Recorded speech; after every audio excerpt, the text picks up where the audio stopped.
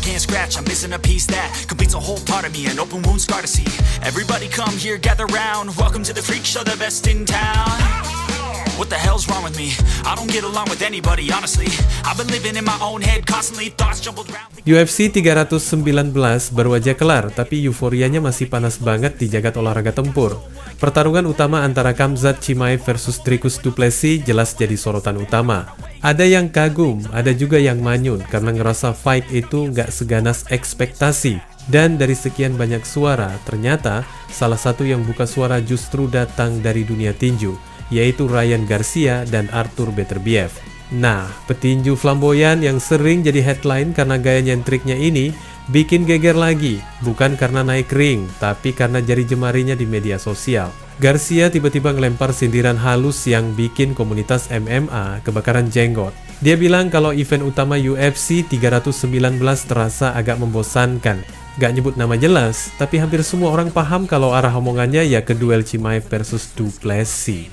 Komentar Garcia ini langsung jadi bola panas. Para fans MMA yang udah dari awal sering bentrok sama komunitas tinju soal olahraga mana yang lebih seru, langsung nembakin balik Garcia di kolom komentar.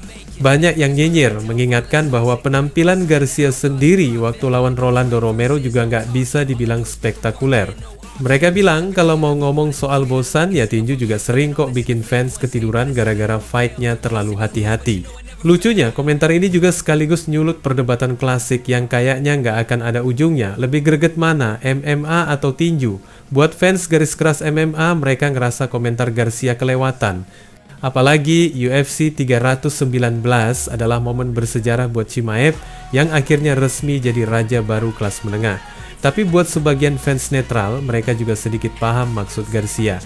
Pertarungan Chimaev versus du Plessis memang sempat kelihatan alot, lebih banyak adu strategi daripada baku hantam brutal yang biasa bikin penonton teriak-teriak. Sementara itu, di sisi lain spektrum justru ada Artur Beterbiev, petinju monster kelas berat ringan yang malah ikut nimbrung dengan fight berbeda. Kalau Garcia sibuk nyinyir, Beterbiev nunjukin respek mendalam. Dia nulis pesan khusus buat ngasih selamat ke Khamzat Chimaev.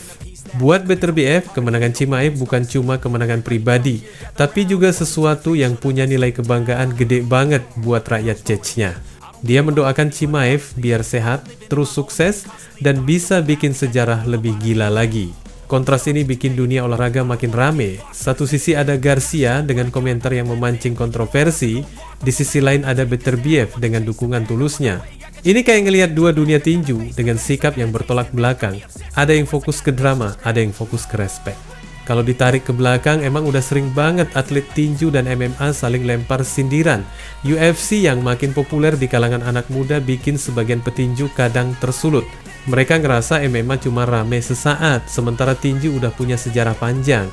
Tapi buat fans MMA, mereka yakin kalau olahraga ini lebih real karena nggak terbatas gaya bertarung. Boleh pakai striking, grappling, submission, semuanya sah.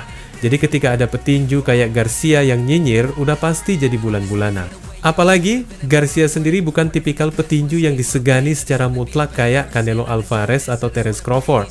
Dia lebih sering jadi bahan gosip karena drama di luar ring, mulai dari urusan pribadi sampai perang kata-kata di media sosial. Jadi wajar kalau banyak fans MMA anggap komentar dia cuma buat cari panggung.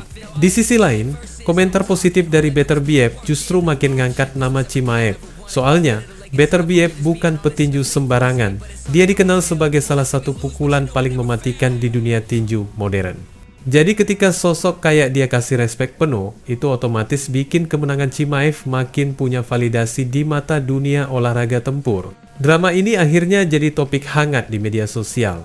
Timeline X penuh dengan debat panjang. Ada yang bilang Garcia cuma iri karena spotlight dunia tempur lagi condong ke UFC. Ada juga yang bilang kritik itu perlu biar UFC nggak terlena. Sementara kubu pro Beterbiev merasa ini bukti nyata bahwa ada jembatan antara dunia tinju dan MMA yang bisa saling menguatkan dan bukan harus terus berseteru.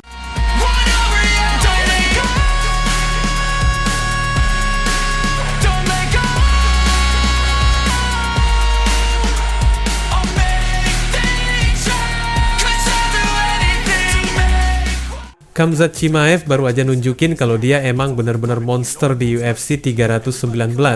Pada tanggal 16 Agustus 2025 kemarin, United Center Chicago jadi saksi lahirnya raja baru kelas menengah. Lawannya, Dricus du Plessis, yang sebelumnya sempat digaungkan sebagai batu sandungan paling keras, ternyata malah jadi korban dominasi sadis Chimaev. Bayangin aja teman-teman, 25 menit full Chimaev ngegas tanpa rem. Total 529 strike plus 12 kali sukses angkut DDP ke matras. Hasilnya, skor telak 50-44 dari juri. Keputusan mutlak, gak ada ruang buat debat. Dari opening bell sampai bell terakhir, aura yang keluar jelas. Ini bukan sekadar menang, ini statement keras dari seorang predator.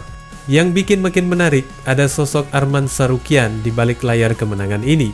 Si lightweight tajam ini nongol di interview bareng Adam Zubairaev di YouTube, belak-belakan bilang kalau dia yang bikin Chimaev tetap disiplin.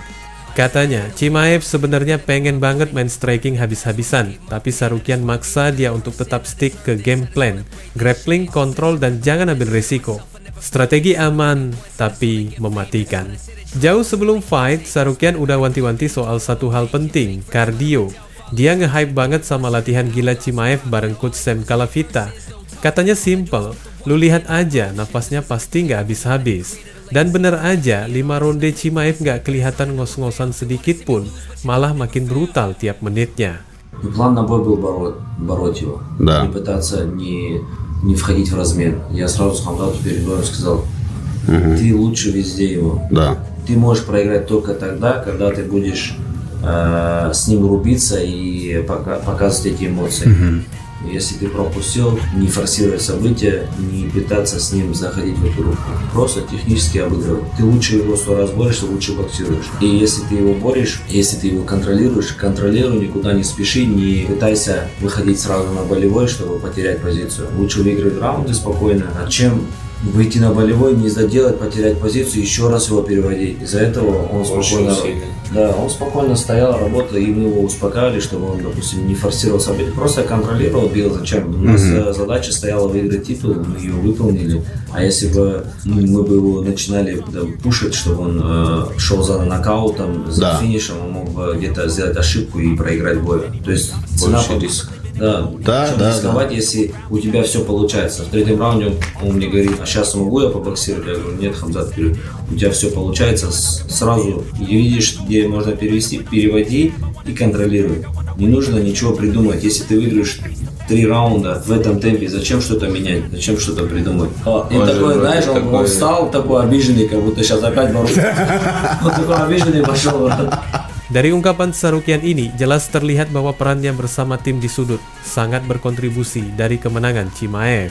Karena kalau saja tidak dengan arahan yang ketat seperti itu, Chimaev bisa saja langsung meluapkan ketidaksabarannya dan akhirnya melayani permainan striking yang tentunya sangat menguras stamina. Wassalamualaikum warahmatullahi wabarakatuh.